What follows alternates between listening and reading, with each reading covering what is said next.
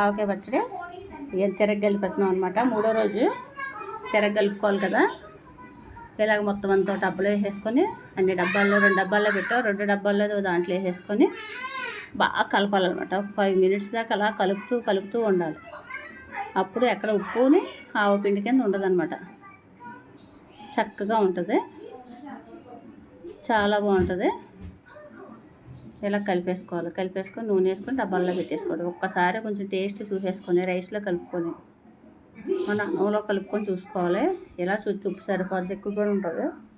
అన్నంలో కలుపుకుంటాం కదా, అప్పుడు తెలుస్తుంది అన్నమాట.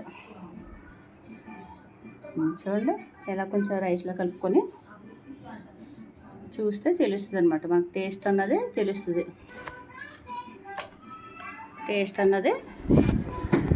అన్నమాట బాగా. నా వీడియోలు కనుక నచ్చితే ప్లీజ్ షేర్ చేయండి. సబ్స్క్రైబ్ చేసి సపోర్ట్ చేయండి. నా వీడియోలు నచ్చితే చక్కగా కలుపుకొని ఇలా రైస్లో కలుపుకుంటేనే మనకు టేస్ట్ తెలుస్తుంది అన్నమాట. చక్కగా ఆవకాయ పచ్చడి నేను 50 కాయలు పెట్టాను. ఆవకాయ పచ్చడి మా పాపలకి ఇవ్వాలి కదా, అందుకనేసి ఫస్ట్ పొద్దున్న నాకే పెట్టారు.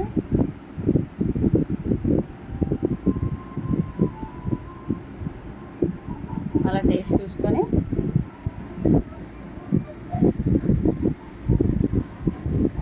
చూసుకుంటే కానీ తెలియదు అనమాట.